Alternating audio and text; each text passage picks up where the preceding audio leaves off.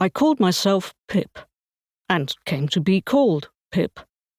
I never saw my father or my mother. They lived and died long before the days of photographs.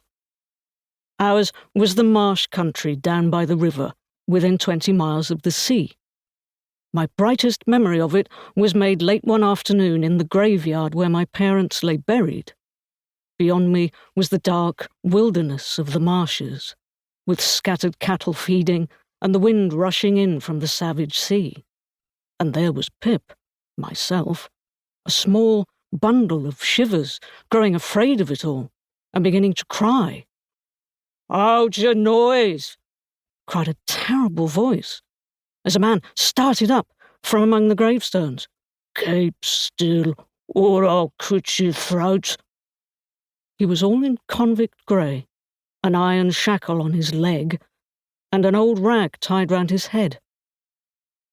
An escaped convict, who had been soaked in water and smothered in mud, who limped and shivered and growled.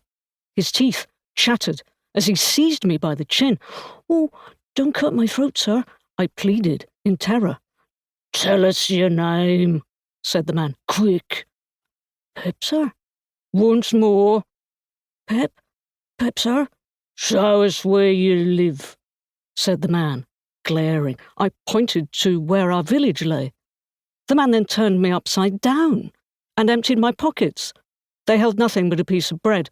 When I came to myself, I was seated on a high tombstone, trembling, while he wolfed the bread.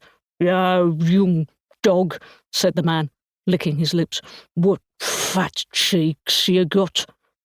I believe they were fat, though I was undersized for my years and not strong. "I could eat 'em," said the man, with a threatening shake of his head. I earnestly hoped that he wouldn't, and held tighter to the tombstone, partly to keep myself from crying. "Now look here," said the man. "Where's your mother?" "There, sir," said I. He started and looked over his shoulder. I timidly explained. "That tombstone, that's my mother." Said he. "That's your father along with your ma?" "Yes, sir." He muttered, considering. "Who'd you live with? Supposing I let you live?" "My sister, sir, Mrs. Joe Gadry, wife of Joe Gadry, the blacksmith, sir." "Blacksmith, eh?" He looked down at his shackle. He came closer and took me by both arms, tilting me back and staring most powerfully down into my eyes. "Now look here," he said. "If you wishes to live, you know what a file is?" "Yes, sir." "And you know what wittles is?" "Yes, sir. Wittles is food." After each question he tilted me a little more, so I should feel more helpless and in danger. "You get me a file," tilt.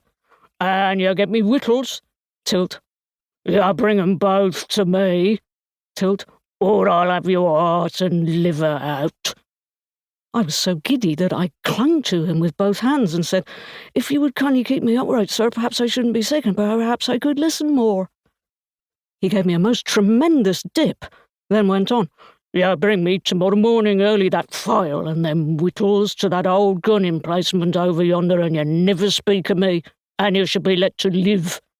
Fail, and your heart and your liver shall be tore out, roasted and ate. I ain't alone.